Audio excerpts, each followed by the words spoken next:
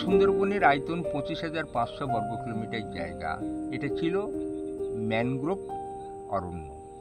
প্রকৃতি তৈরি করেছিল তার প্রাকৃতিক ভারসাম্য রক্ষা করার জন্য, কিন্তু মানুষের হস্তক্ষেপে সেটা কমে গেছে। তারপরে ভাঙনজনিত কারণে গাছের সংখ্যা কমে গেছে।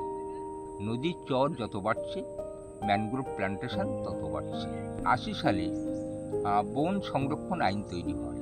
এই বন সংরক্ষণ আইন তৈরি হওয়ার ফলে সুন্দরবনের জঙ্গলে গাছ কাটা সম্পূর্ণরূপে নিষিদ্ধ হয়ে গেছে, যার ফলে এখন গাছগুলি আবার বাড়ছে এবং নতুন গাছ লাগাবার জন্য আমরা চেষ্টা করছি, এবং প্রতিটা গাছ যাতে রিজুভিনেট করে সেই জায়গাতে সকলেই সচেষ্ট।